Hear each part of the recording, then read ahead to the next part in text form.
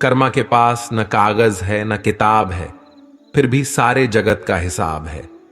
यह कहा जाता है कि जो कर्म हमने पहले किए हैं उनका फल हमें आज मिलता है, और जो आज करते हैं उसका फल हमें बाद में मिलेगा। तो ऐसी कोई व्यवस्था क्यों नहीं हुई कि जो हम कर्म आज करें उसका फल आज ही मिल जाए, ताकि दुनिया में सारे भ्रष्टाचार और जितने भी बुरे कर्म हैं सब मिट जाएं। कुछ कर्मों का फल तुरंत मिलता है और कुछ का फल कालांतर में मिलता है। कैसे मिलता है, आइए समझते हैं। पुण्य का प्रत्यक्ष फल क्या है? प्रसन्नता और संतुष्टि। और पाप का प्रत्यक्ष फल क्या है? तनाव। पुण्य किया, प्रसन्नता आई, संतोष मिला। पाप किया, टेंशन आई, संताप मिला, एकदम तुरंत। अगर आप राह चलते किसी भिखारी या किसी गरीब को 2 रोटी खिलाएं तो रोटी खिलाने के कितनी देर बाद संतुष्टि आएगी? तुरंत। और अगर आपने किसी के जेब से रुपया निकाला तो रुपया निकालने के बाद आपके मन में टेंशन कितनी देर बाद आएगी? तुरंत। अच्छे कर्म का फल भी तुरंत मिलता है और बुरे कर्म का भी तुरंत मिलता है, लेकिन यह तो हुआ प्रत्यक्ष फल। एक पारंपरिक फल भी होता है। पुण्य का पारंपरिक फल क्या है? सुख और समृद्धि। और पाप का पारंपरिक फल क्या है? दुख और दारिद्र। तो पुण्य तुरंत फलता है, पर सुख और समृद्धि में थोड़ा समय लगता है। पाप भी तुरंत फलता है, पर दुख और दारिद्र में थोड़ा समय लगता है। ये दोनों चलते हैं। हम जो भी कर्म करते हैं उसका फल हमें अवश्य मिलता है। आप उस फल से भाग नहीं सकते। भागने की कितनी भी कोशिश कर लो, पर वह फल आपको भुगतना ही पड़ेगा। इसके बिना कर्म शांत ही नहीं होता। हम कितने भी अच्छे या बुरे कर्म कर लें, उसका फल हमारे साथ ही रहता है। चाहे वह हमें देर से ही मिले, लेकिन मिलता जरूर है। हम बुरे कर्म को छुपाने के लिए दुनिया की कोर्ट से तो बच सकते हैं, लेकिन कुदरत की कोर्ट से कैसे बचोगे? कई साल पहले की बात है। एक शहर में एक जज रहते थे। वे नागर ब्राह्मण कुल के थे और वे खुद भी कठोर वेदांती और कर्म के कानून के अभ्यासी थे। एक बार जज सुबह टहलने के लिए निकले थे। तब उन्होंने देखा कि एक व्यक्ति भाग रहा था और उसके पीछे भागते हुए व्यक्ति ने पीछे से एक खंजर उसके शरीर में मार दिया। उसने तब तक वार किए जब तक वह मर नहीं गया। यह घटना जज साहब ने अपनी आंखों से देखी। खूनी भाग गया था। उस खूनी को जज साहब ने ठीक तरह से देखा था। फिर जज साहब घर गए, लेकिन यह बात उन्होंने किसी को नहीं बताई, क्योंकि हत्या का केस आखिर में उनके कोर्ट में ही तो आने वाला था। फिर पुलिस की पूछताछ शुरू हुई। 6 महीने में पुलिस की संपूर्ण जांच पूरी हुई। हत्या का मामला दर्ज किया गया और आखिर में यह मामला उस जज के पास ही आया। लेकिन उन्होंने देखा कि आरोपी कोई और था। उन्होंने उस दिन जिस खूनी को देखा था वह यह नहीं था। फिर मुकदमा शुरू हुआ। उस व्यक्ति को ही खूनी साबित करने के ठोस सबूत मिले। जज साहब जानते थे कि यह व्यक्ति बेकसूर है, लेकिन जज को सबूतों के आधार पर ही फैसला देना होता है। न्यायाधीश अपने व्यक्तिगत आधार पर किसी को बेकसूर नहीं कह सकते। इसलिए उस निर्दोष प्रतिवादी को सबूतों के आधार पर खूनी करार दिया गया। लेकिन जज साहब एक वेदांती और कुदरत के कर्म के नियम के पक्के अभ्यासी थे।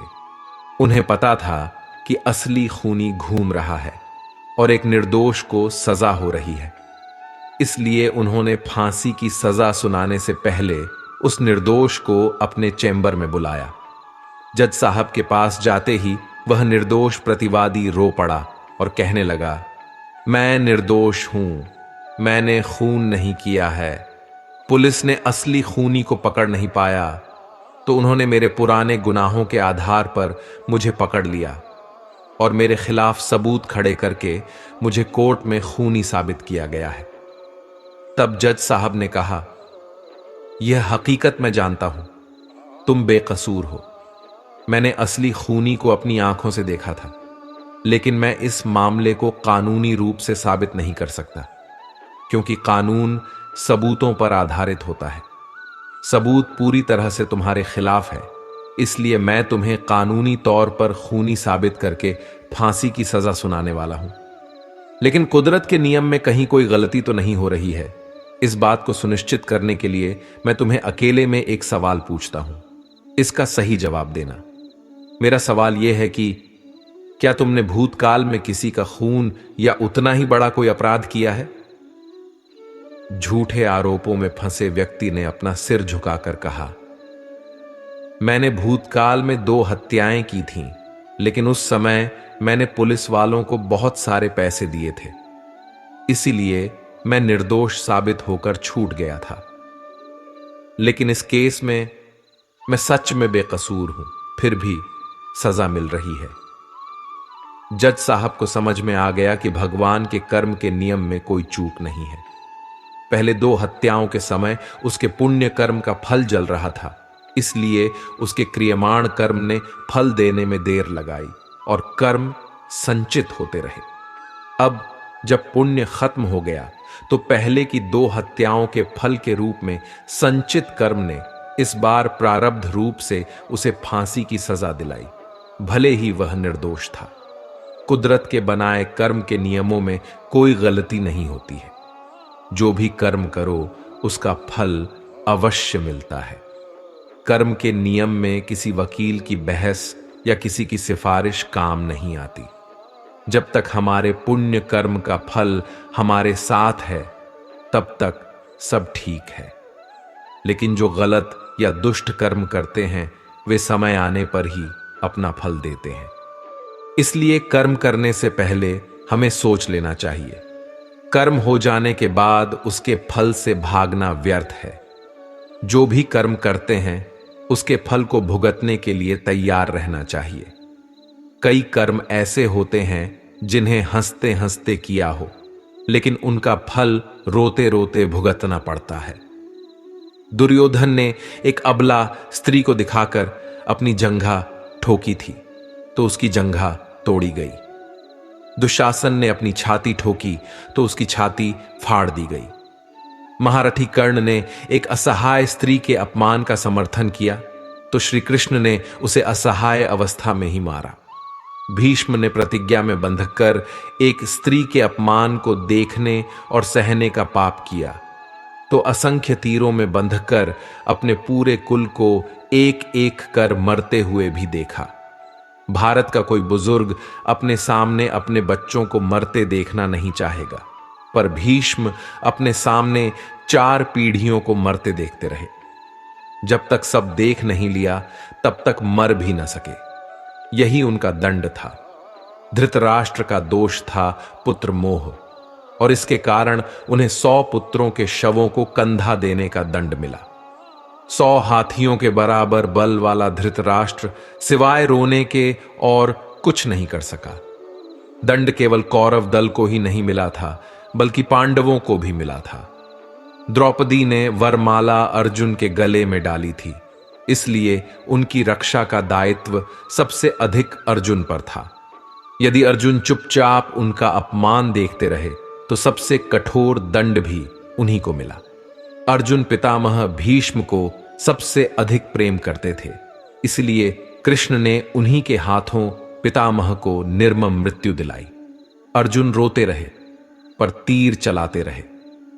क्या लगता है, अपने ही हाथों अपने अभिभावक भाइयों की हत्या करने की ग्लानि से अर्जुन कभी मुक्त हुए होंगे क्या?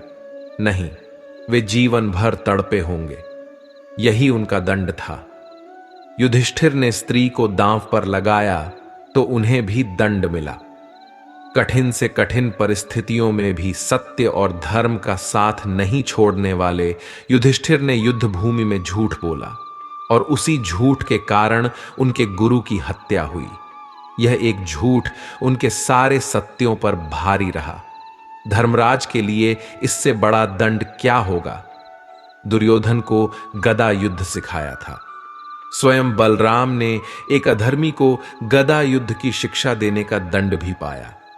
उनके सामने उनके प्रिय दुर्योधन का वध हुआ और वे चाहकर भी कुछ नहीं कर सके। उस युग में दो योद्धा ऐसे थे जो अकेले सबको दंड दे सकते थे, कृष्ण और महात्मा बर्बरीक पर। कृष्ण ने ऐसे कुकर्मियों के विरुद्ध शस्त्र उठाने से इनकार कर दिया और बर्बरीक को युद्ध में उतरने से रोक दिया। लोग पूछते हैं कि बर्बरीक का वध क्यों हुआ। यदि बर्बरीक का वध नहीं हुआ होता तो द्रौपदी के अपराधियों को यथोचित दंड नहीं मिल पाता। कृष्ण युद्ध भूमि में विजय और पराजय तय करने के लिए नहीं उतरे थे। कृष्ण इन अपराधियों को दंड दिलाने के लिए ही कुरुक्षेत्र में उतरे थे। कुछ लोगों ने कर्ण का बड़ा महिमा मंडन किया है, पर सुनिए, कर्ण कितना भी बड़ा योद्धा क्यों न रहा हो, कितना भी बड़ा दानी क्यों न रहा हो, एक स्त्री के वस्त्र हरण में सहयोग का पाप इतना बड़ा है कि उसके समक्ष सारे पुण्य छोटे पड़ जाएंगे। स्त्री कोई वस्तु नहीं है कि उसे दांव पर लगाया जाए। कृष्ण के युग में दो स्त्रियों को बालों से पकड़कर घसीटा गया। देवकी के बाल कंस ने पकड़े और द्रौपदी के बाल दुशासन ने। श्री कृष्ण ने स्वयं दोनों के अपराधियों का समूल नाश किया। किसी स्त्री के अपमान का दंड अपराधी के समूल नाश से ही पूरा होता है, भले ही वह अपराधी विश्व का सबसे शक्तिशाली व्यक्ति ही क्यों ना हो। इंसान चाहे कलयुग में हो चाहे सतयुग में, उसे अपने कर्मों का हिसाब किताब तो देना ही पड़ता है। जिसने जैसे कर्म संसार में किए हैं उन्हीं के अनुसार उसे अपने कर्मों का फल भोगना भी पड़ेगा। यही संसार का नियम है। एक राजा बड़ा धर्मात्मा, न्यायकारी और परमेश्वर का भक्त था। उसने ठाकुर जी का मंदिर बनवाया और एक ब्राह्मण को उसका पुजारी नियुक्त किया। वह ब्राह्मण बड़ा सदाचारी, धर्मात्मा और संतोषी था। वह राजा से कभी कोई याचना नहीं करता था और राजा भी उसके स्वभाव से बहुत प्रसन्न था। उसे राजा के मंदिर में पूजा करते हुए 20 वर्ष बीत गए। उसने कभी भी राजा से किसी प्रकार का कोई प्रश्न नहीं किया। राजा के यहां एक पुत्र पैदा हुआ। राजा ने उसे पढ़ा लिखा कर विद्वान बनाया और बड़ा होने पर उसकी शादी एक सुंदर राजकन्या से करा दी। शादी के बाद जिस दिन राजकन्या को अपने राजमहल में लाया गया, उसी रात राजकुमारी को नींद नहीं आई। वह इधर उधर घूमने लगी। जब वह अपने पति के पलंग के पास आई तो क्या देखती है कि हीरे जवाहरात जड़ित मूठ वाली एक तलवार पड़ी है। राजकन्या ने देखने के लिए वह तलवार म्यान से बाहर निकाली। तीक्ष्ण धार वाली और बिजली के समान प्रकाशमान तलवार देखकर वह डर गई। डर के मारे तलवार उसके हाथ से गिर पड़ी और राजकुमार की गर्दन पर जा लगी। राजकुमार का सिर कट गया और वह मर गया। राजकन्या पति की मृत्यु से अत्यधिक शोकित हो गई और उसने परमेश्वर से प्रार्थना की, हे प्रभु, मुझसे यह पाप कैसे हो गया? पति की मृत्यु मेरे ही हाथों हो गई। आप तो जानते हैं, परंतु सभा में मैं सत्य नहीं कहूंगी, क्योंकि इससे मेरे माता पिता और सास ससुर को कलंक लगेगा और कोई भी इस बात पर विश्वास नहीं करेगा। प्रातःकाल जब पुजारी स्नान के लिए कुएं पर आया तो राजकन्या ने उसे देखकर विलाप करना शुरू कर दिया और कहने लगी, मेरे पति को कोई मार गया। लोग इकट्ठे हो गए और राजा साहब आकर पूछने लगे, किसने मारा है? वह कहने लगी, मैं जानती तो नहीं कि कौन था, परंतु उसे ठाकुर जी के मंदिर में जाते देखा था। राजा समेत सभी लोग ठाकुर जी के मंदिर पहुंचे और देखा कि ब्राह्मण पूजा कर रहा था। उन्होंने उसे पकड़ लिया और पूछा, तूने राजकुमार को क्यों मारा? ब्राह्मण ने कहा, मैंने राजकुमार को नहीं मारा, मैंने तो उनका राजमहल भी नहीं देखा है। इसमें ईश्वर साक्षी है। बिना देखे किसी पर अपराध का दोष लगाना ठीक नहीं है। ब्राह्मण की बात कोई नहीं सुनता था। कोई कुछ कहता था तो कोई कुछ और। राजा के दिल में बार बार विचार आता था कि यह ब्राह्मण निर्दोष है, परंतु बहुतों के कहने पर राजा ने ब्राह्मण से कहा, मैं तुम्हें प्राणदंड तो नहीं देता, लेकिन जिस हाथ से तुमने मेरे पुत्र को तलवार से मारा है वह हाथ काटने का आदेश देता हूं। ऐसा कहकर राजा ने उसका हाथ कटवा दिया। इस पर ब्राह्मण बहुत दुखी हुआ और राजा को अधर्मी जानकर उस देश को छोड़कर चला गया। वह ब्राह्मण किसी विद्वान ज्योतिषी की खोज में लग गया, जिससे वह बिना किसी अपराध के अपने हाथ कटने का कारण पूछ सके। किसी ने उसे बताया कि काशी में एक विद्वान ज्योतिषी रहते हैं। तब वह उनके घर पहुंचा। ज्योतिषी कहीं बाहर गए थे।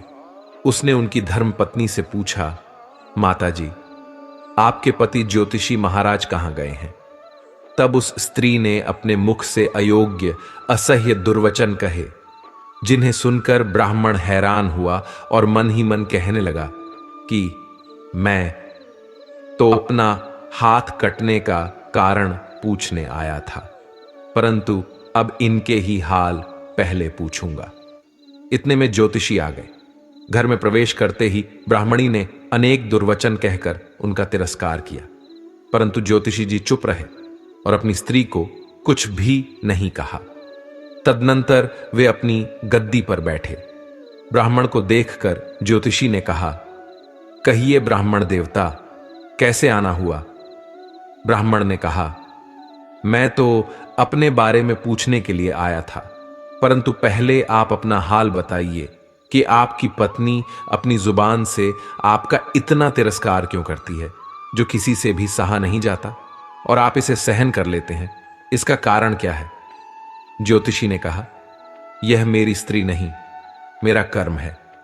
दुनिया में जिसे भी देखते हो, भाई, पुत्र, शिष्य, पिता, गुरु संबंधी, जो कुछ भी है, सब अपना कर्म ही है। यह स्त्री नहीं, मेरा किया हुआ कर्म ही है, और यह भोगे बिना नहीं कटेगा। अपना किया हुआ जो भी शुभ अशुभ कर्म है, वह अवश्य ही भोगना पड़ेगा। बिना भोगे तो सैकड़ों करोड़ों कल्पों के गुजरने पर भी कर्म नहीं टल सकता। इसलिए मैं अपने कर्म खुशी से भोग रहा हूं और अपनी स्त्री की ताड़ना भी नहीं करता, ताकि आगे इस कर्म का फल न भोगना पड़े। महाराज, आपने क्या कर्म किया था?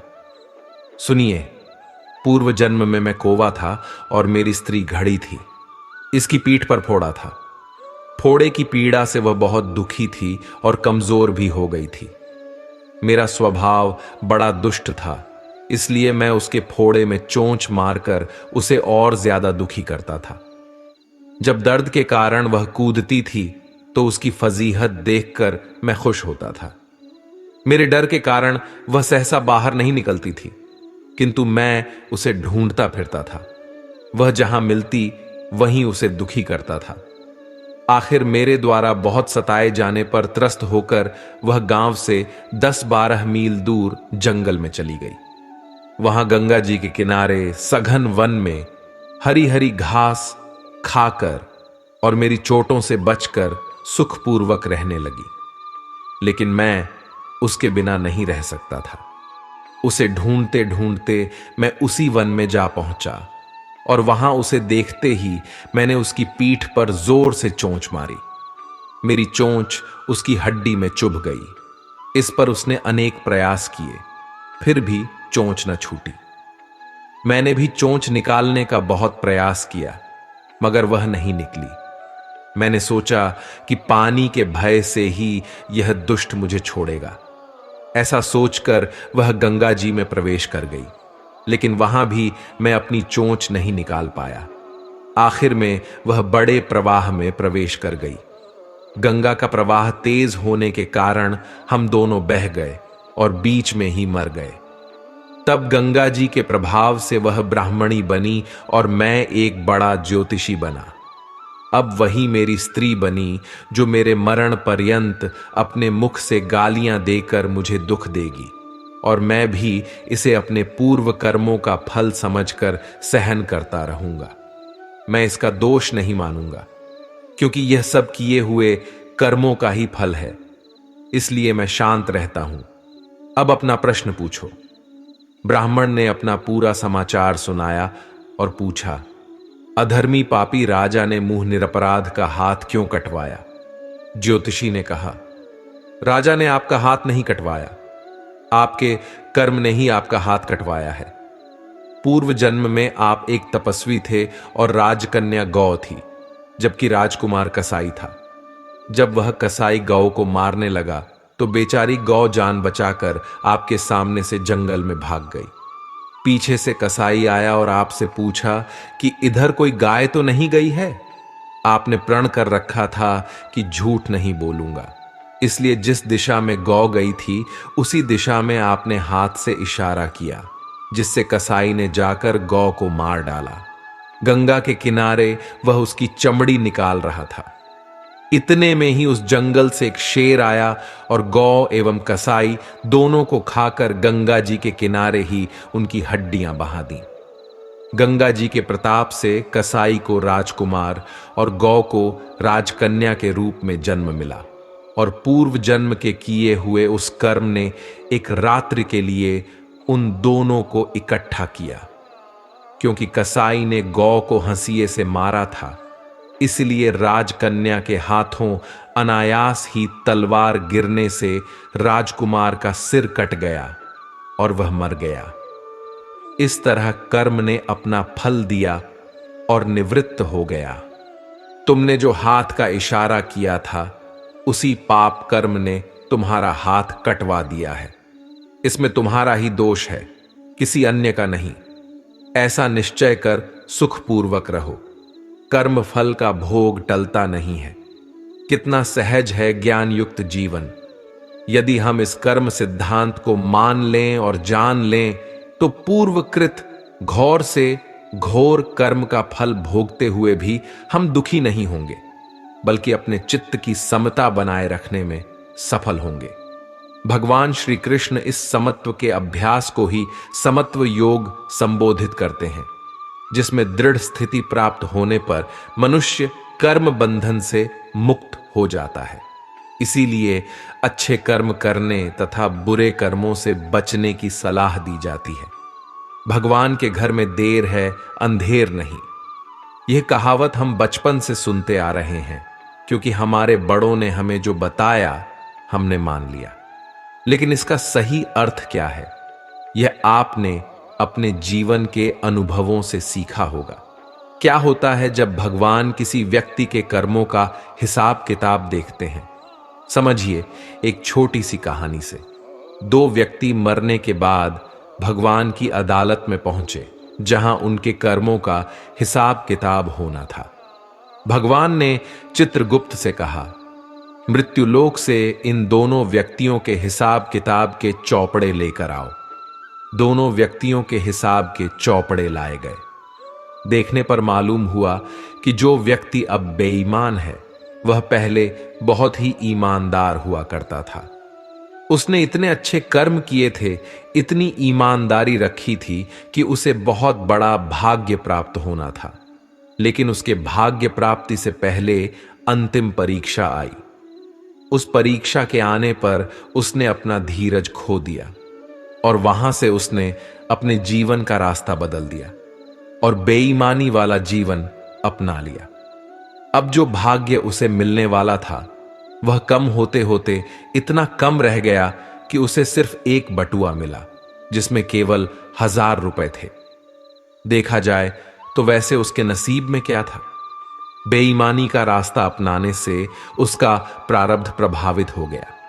इसीलिए भगवान चाहकर भी उसे कुछ अधिक नहीं दे सकते थे, क्योंकि विधि के विधान के आगे भगवान भी विवश हैं। अब बारी आई दूसरे व्यक्ति की, जो बेहद ईमानदार था।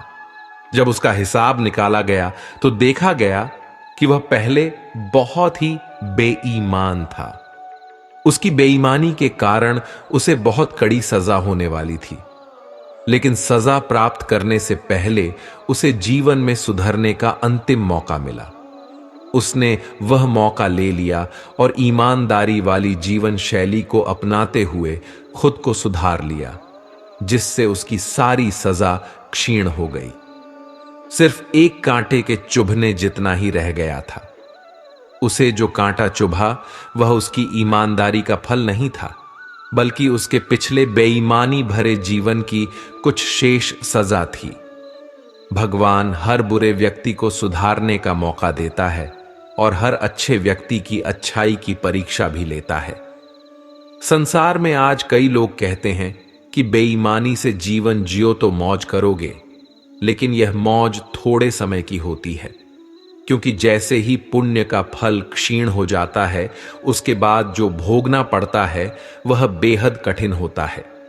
किस कर्म का फल कब और कैसे भोगना होगा, यह परमेश्वर की शक्तियां निष्पक्ष रूप से तय करती हैं। जहां तक मनुष्य का संबंध है, उसके बस में तो केवल कर्म करना ही है। कर्म का फल उसके बस में नहीं होता। मनुष्य योनि में उत्पन्न हुए जीवों द्वारा अपने जीवन काल में किए गए सभी शारीरिक, वाचिक एवं मानसिक कर्मों का फल विभिन्न शक्तियां प्रकृति के अचूक नियमों के अनुसार देती हैं। कुछ कर्मों का फल तुरंत मिल जाता है और कुछ का अगले जन्मों में। हर तथाकथित अच्छे या बुरे कर्म का फल मिलता ही है। बुरे कर्म का बुरा फल अच्छे कर्म के अच्छे फल को बेअसर नहीं करता। केवल मनुष्य योनि ही जीव की कर्म भूमि है।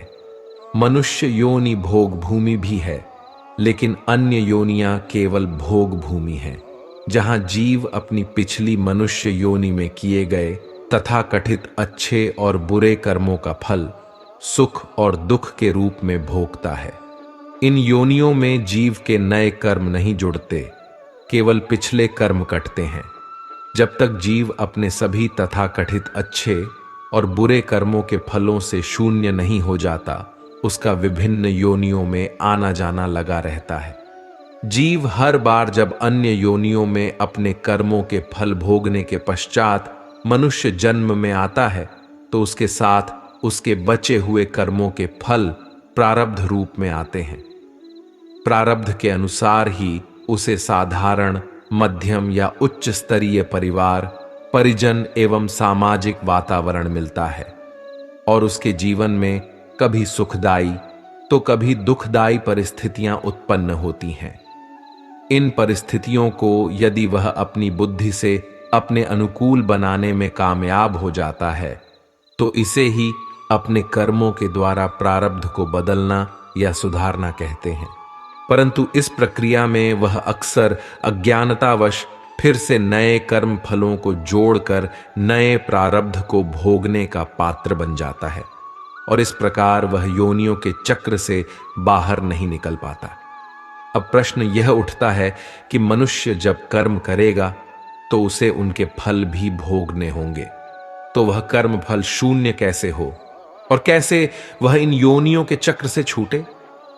इस संदर्भ में मेरा धर्म पंथ कहता है कि यदि मनुष्य ईश्वर के कहे वचनों के अनुसार जीवन यापन करे, तो उसे उसके द्वारा किए गए कर्मों के फल नहीं भोगने पड़ेंगे। ईश्वर के वचन सामान्य जीवन जीने के लिए बाधक नहीं है। ये वचन मुख्यतः यह कहते हैं कि हम जो कुछ भी करें, इस बात का ख्याल रखें कि हम कोई भी क्रिया करते हुए किसी भी प्राणी के शारीरिक, मानसिक या भावनात्मक दुख का कारण न बने। इसके अतिरिक्त जो परमेश्वर के वचन हैं, वे हमसे कोई असामान्य, कठिन कार्य करने को नहीं कहते हैं। वे केवल हमसे हमारी प्राकृतिक आवश्यकताओं की पूर्ति करते हुए और अपने स्वधर्म को निभाते हुए विकृति रहित स्वस्थ जीवन जीने के लिए कहते हैं। स्वधर्म अर्थात अपने परिवार, अपने समाज और मानवता के प्रति हमारे कर्तव्य। हमारे इस उपक्रम के लिए परमेश्वर हमें आवश्यक ज्ञान पहुंचाने का कोई न कोई निमित्त बना देते हैं। परमेश्वर को हमसे कुछ नहीं चाहिए, बस हमें ही इस अमूल्य मनुष्य जन्म को सार्थक करने की आवश्यकता है। अपने जीवन को निष्काम होकर जीते हुए, पाप पुण्य रहित बनाकर। रामायण हिंदू धर्म के सबसे महान ग्रंथों में से एक है, जिसे पढ़ने या सुनने मात्र से एक अद्भुत शांति की प्राप्ति होती है। इसमें वर्णित प्रत्येक प्रसंग हमें जिंदगी जीने और उसे अनुभव करने की कला सिखाता है। इन प्रसंगों से सीख लेकर हम अपने जीवन को सही रास्ते पर चला सकते हैं। रामायण से हमें एक और बड़ी सीख मिलती है। वह तो आप जानते ही हैं कि बुराई के आगे हमेशा अच्छाई की ही जीत होती है। कई बार हमारे जीवन में ऐसी घटनाएं घटती हैं जो हमें निराशा की ओर ले जाती हैं और हमें लगने लगता है कि ऐसा मेरे साथ ही क्यों हुआ। लेकिन सही मायनों में ऐसी घटनाएं हमारे कर्मों का ही नतीजा होती हैं, जिनसे हमें होकर गुजरना पड़ता है। हमारे अच्छे और बुरे कर्म ही हमारा भाग्य बनाते हैं। भगवान राम के वनवास के समय राजा दशरथ को एहसास हुआ कि अच्छे और बुरे कर्मों के फल से ही भाग्य बनता है। कोई भी व्यक्ति जैसा काम करेगा, उसके भाग्य का निर्माण भी वैसा ही होगा। जब श्री राम सीता और लक्ष्मण के साथ वनवास को चले गए, तो राजा दशरथ उनके वियोग में दिन रात तड़पने लगे। राजा दशरथ समझ गए कि ऐसा तो होना निश्चित था, इसे टाला नहीं जा सकता था, क्योंकि नियति ने यह सब पहले से ही तय कर रखा था। तभी तो उन्हें पुत्र वियोग मिला। पुत्र राम के चले जाने के बाद उन्हें अपनी गलतियों पर पश्चाताप होने लगा, और एक दिन जब वे महारानी कौशल्या के साथ थे, तो वे पुत्र राम को याद करके दुख और पुत्र वियोग की पीड़ा में घिर गए। उन्हें याद आया कि उनसे युवावस्था में श्रवण कुमार की हत्या हुई थी। उनके हाथों बूढ़े और अंधे मां बाप का इकलौता सहारा छिन गया था। श्रवण के प्राण जाने के बाद उसके मां बाप ने भी कैसे तड़प तड़प कर अपने प्राण त्याग दिए थे। मरते वक्त उनके मुंह से एक ही आवाज आ रही थी कि हे राजा दशरथ, जैसे हम अपने पुत्र के वियोग में तड़प तड़प कर मर रहे हैं, ईश्वर करे एक दिन तू भी अपने पुत्र के वियोग में ऐसे ही तड़पे। इसलिए आज यह उसी श्राप का परिणाम है जो उनके सामने आया है। पुत्र वियोग का असहनीय दुख आज समझ आया कि यह क्या होता है। मानव अपने कर्मों का स्वयं निर्धारक होता है। मानव द्वारा किए गए कर्म उसके जीवन की दिशा और दशा निर्धारित करते हैं। अच्छे कर्मों का परिणाम अच्छा और बुरे कर्मों का परिणाम बुरा ही होता है। मानव अपने जीवन काल में अनेकों परिस्थितियों को देखता है, तो हम यह कह सकते हैं कि मानव को अपने कर्मों का परिणाम अथवा फल इसी पृथ्वी में रहकर मिल जाता है। इसलिए हमें सदैव अच्छे कर्म ही करने चाहिए। कर्मों का फल भगवान ही देता है, और जन्म से लेकर मृत्यु तक इसका फल इसी धरती लोक में मिलता है। कहीं जाने की जरूरत नहीं पड़ती है। यदि हम अच्छे कर्म करते हैं तो उसका फल अच्छा ही मिलता है। जैसे कि हम किसी व्यक्ति के साथ अच्छा व्यवहार करते हैं तो उसका फल हमें अच्छा ही मिलता है। यदि हम किसी के साथ बुरा करते हैं तो उसका फल भी हमें बुरा ही मिलेगा। बहुत से लोगों का मानना है कि कर्मों का फल मरने के बाद ऊपर जब हम भगवान के पास जाते हैं तब मिलता है। लेकिन भागवत गीता में कहा गया है कि कर्मों का फल आपको पृथ्वी लोक पर ही भुगतना पड़ता है। यानी कि जो व्यक्ति जैसा कर्म करेगा उसे उसी के अनुसार फल प्राप्त होगा। जैसे कि कोई व्यक्ति अच्छा कार्य करता है तो उसे अच्छे फल की प्राप्ति होती है, और यदि कोई बुरा कर्म करता है तो उसे नरक की प्राप्ति होती है। इसलिए हमें कभी भी किसी के साथ बुरा नहीं करना चाहिए और हमेशा सबके बारे में हित ही सोचना चाहिए। हमारे द्वारा पृथ्वी लोक में किए गए कर्मों का फल भगवान ऊपर देता है। जो व्यक्ति जैसा कर्म करता है उसे भगवान स्वर्ग या नरक में भेजता है, और उसके हिसाब से ही उसे दंड दिया जाता है। हर व्यक्ति के लिए अलग अलग दंड दिए जाते हैं।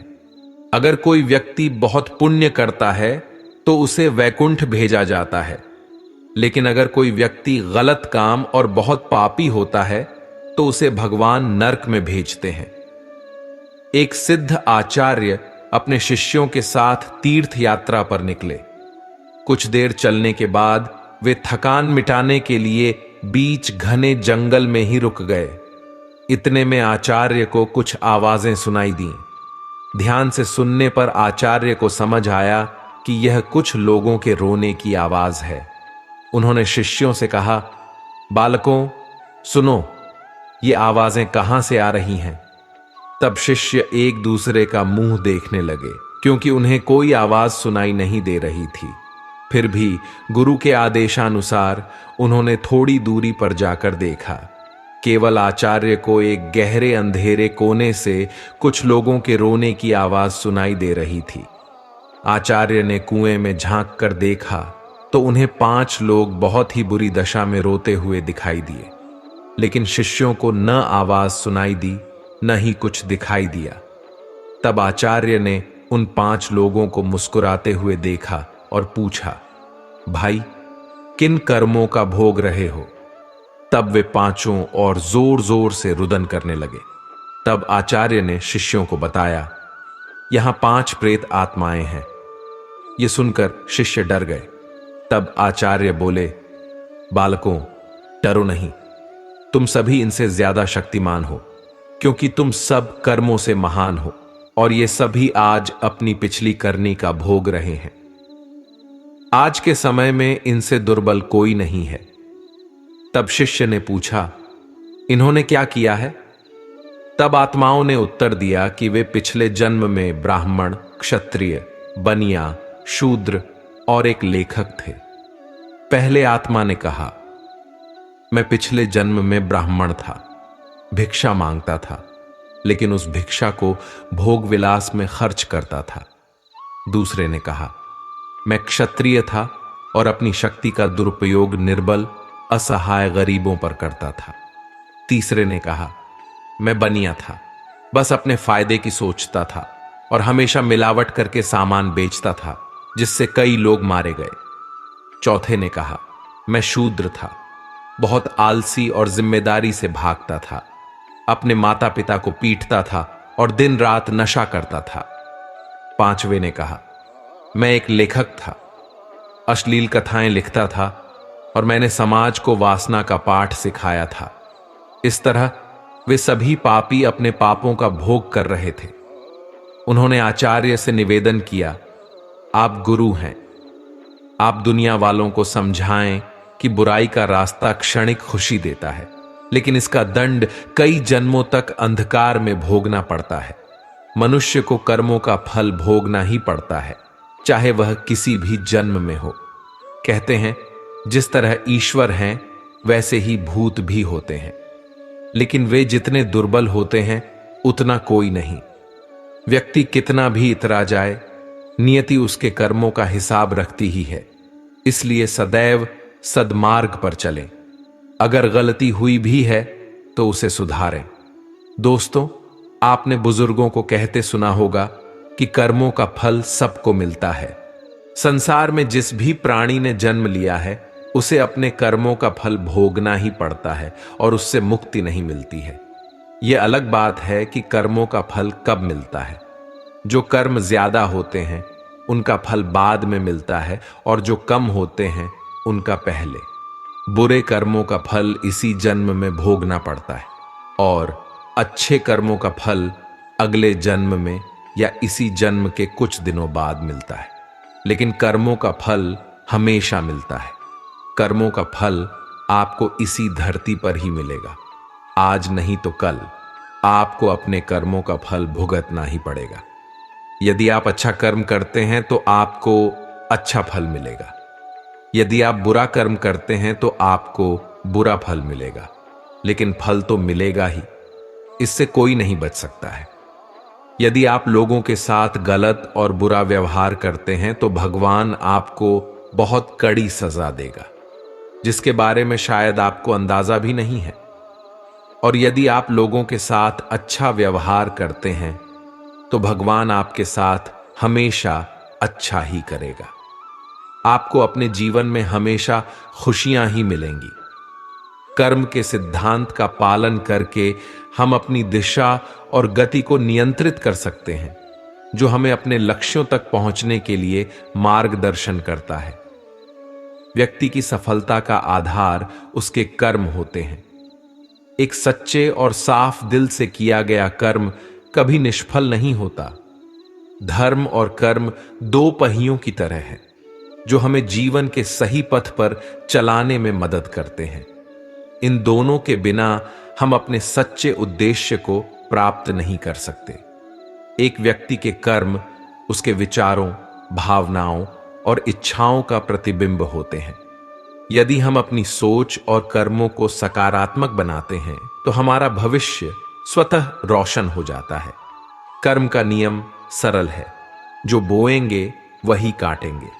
अतः हमें सदैव नेकी के बीज बोने चाहिए, ताकि हमें भविष्य में अच्छे फल मिल सकें। अच्छे परिणाम प्राप्त करने के लिए पहले एक पवित्र उद्देश्य निर्धारित किया जाता है और फिर उसकी सिद्धि के लिए अच्छे कर्म किए जाते हैं। विचार उद्देश्यों की ओर ले जाते हैं, उद्देश्य कार्रवाई में बदलते हैं, क्रियाएं आदतें बनाती हैं, आदतें चरित्र तय करती हैं और चरित्र हमारे भाग्य को तय करता है। यदि अच्छा बोया जाता है तो अच्छा एकत्र किया जाता है। जब सकारात्मक चीजें बनाई जाती हैं तो वह अच्छी तरह से लौटती हैं। आप सफल हों या असफल, ये सभी आपके अपने कार्यों के परिणाम हैं। इसे कर्म के रूप में जाना जाता है। हर किसी को कर्म का फल भोगना पड़ता है, चाहे वह अच्छा हो या बुरा। कर्म की पहचान समय खुद देता है। जीवन में सफलता प्राप्त करने के लिए हमें हमेशा सकारात्मक कर्म करने चाहिए, क्योंकि कर्म ही हमारे भविष्य को निर्धारित करते हैं।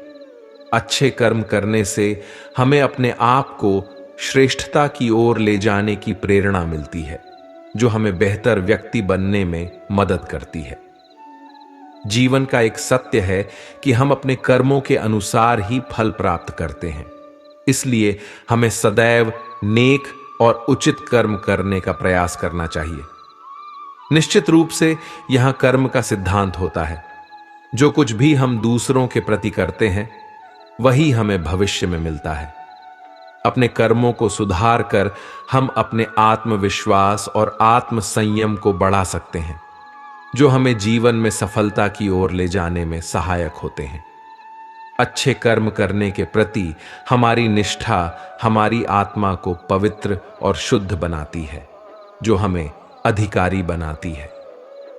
आध्यात्मिक आनंद और शांति का अनुभव करने के लिए कर्म और संकल्प के बिना कोई भी व्यक्ति अपनी जिंदगी में आगे नहीं बढ़ सकता।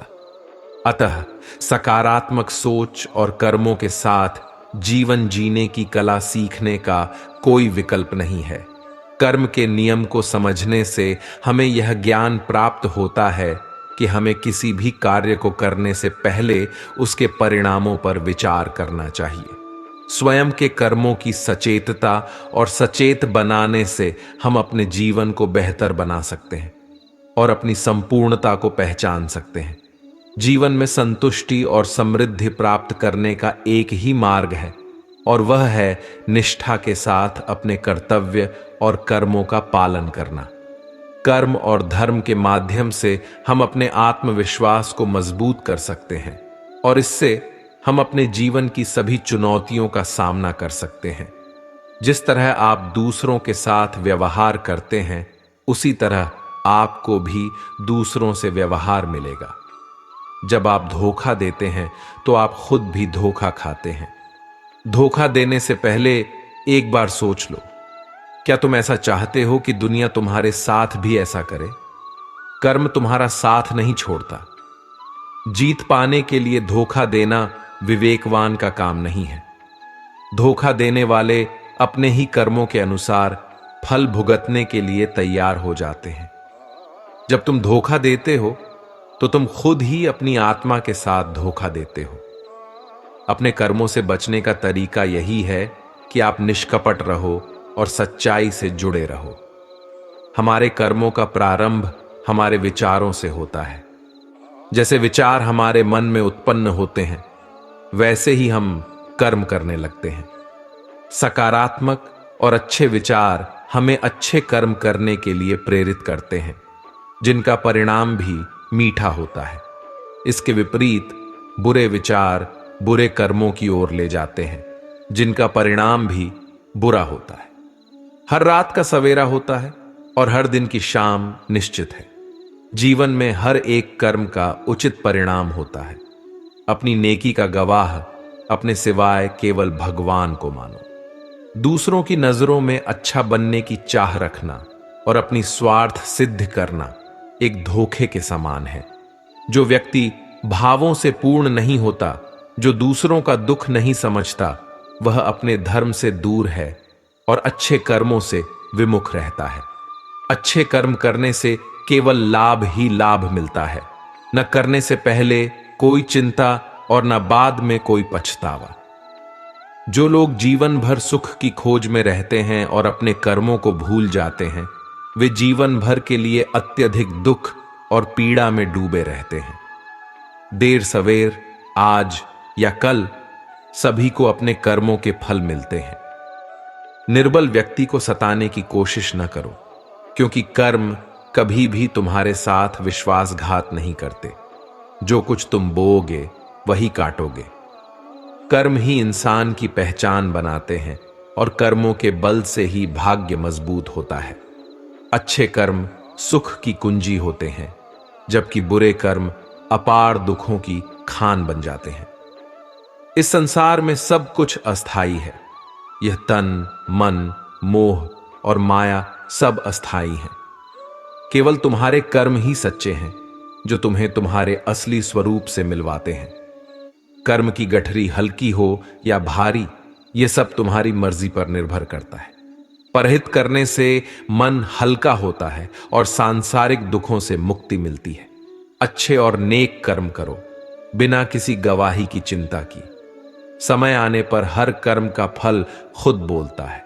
कर्म करते चलो, ये मानकर कि नतीजा अच्छा ही होगा। सांसारिक मोह माया दुखों का एकमात्र कारण है। जिस क्षण यह सत्य जान लिया जाता है, सभी चिंताएं स्वतः ही समाप्त हो जाती हैं।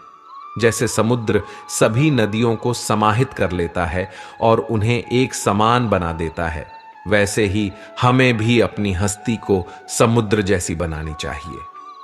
हर किसी को अपने अंदर समाहित कर लो। जो खुशी से किसी के मुख पर मुस्कान लाता है, किसी को अपनी खुशी सौंपता है, उसके लिए भगवान उसके खाते में सुख समृद्धि भरते हैं।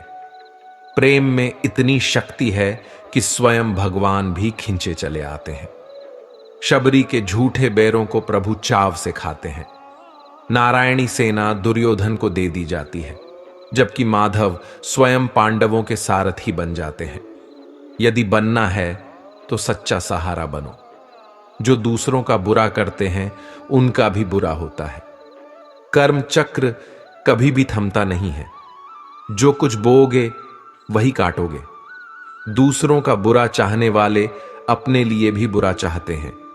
अपना समय यह सोचकर बर्बाद न करो कि दूसरों ने तुम्हारे साथ क्या बुरा किया है। कर्मा को अपना जवाब देने दो। किसी को भगवान का डर है, जबकि किसी को भगवान पर भरोसा है। किनारे पर बैठकर भी वे डरते हैं, जिनके हृदय बुरे भावों से भरे होते हैं। बीच भंवर में भी वे निर्भीक खड़े रहते हैं।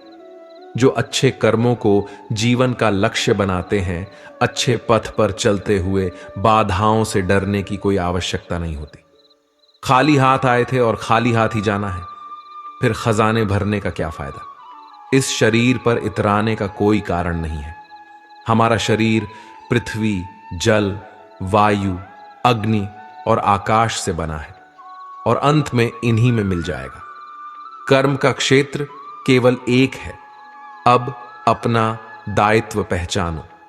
जीवन में सुख और दुख कर्मों पर आधारित होते हैं। यहां कुछ भी शाश्वत नहीं है।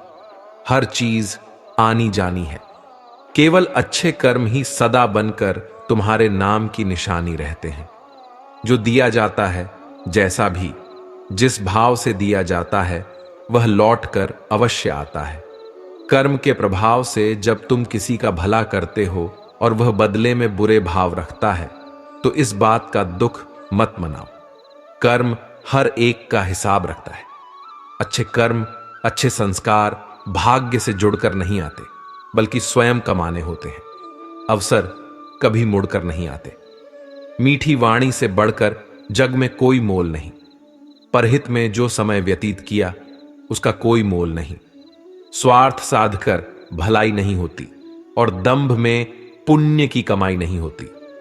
यदि दिखावे के लिए तुम सबके नजरों में अच्छा बनने की कोशिश कर रहे हो तो यह अच्छाई नहीं होती। अच्छे काम करने के लिए कभी विचारने की जरूरत नहीं होती। यह रंग मन पर चढ़ा कर रखो और कभी उतारने की जरूरत नहीं होती। जो बीत गया उस पर पछताना नहीं चाहिए और भविष्य के लिए घबराना नहीं चाहिए। जो है वह आज है। नेक कर्म करते चलो, हार कर रुक जाना नहीं। कोई साथ नहीं रहता, केवल तुम्हारे कर्म तुम्हारे साथ रहते हैं। परोपकार को अपना ध्येय बनाओ, इससे बढ़कर कोई धर्म नहीं है। यहां नेकी करने वाले का जीवन महकता है जैसे चंदन की खुशबू फैलती है। तन की सुंदरता से ज्यादा मन की सुंदरता पर ध्यान दो, क्योंकि निश्चल मन के अंदर स्वयं भगवान बसते हैं। विशाल रूप में खड़ी बुराई से लड़ने के लिए कौरव सेना से पराजय भी निश्चित हो, फिर भी अच्छाई के संग जब स्वयं केशव सारथी बनकर साथ होते हैं तो जीत निश्चित होती है। स्वार्थ मन में रखकर कभी अच्छे काम नहीं होते। निस्वार्थ भाव से किया गया परहित का काम अमूल्य होता है। इंसान कभी भी कमजोर नहीं होता, परिस्थितियां उसे विवश कर देती हैं। जो धैर्य कभी नहीं खोता उसे स्वयं हरि मार्ग दिखाते हैं। बुरे कर्मों से क्षणिक सुख प्राप्त हो सकता है, लेकिन विधाता जब फल बांटता है तो जीवन में हर क्षण पछताना पड़ता है। भाग्य और कर्म में एक गहरा रिश्ता होता है।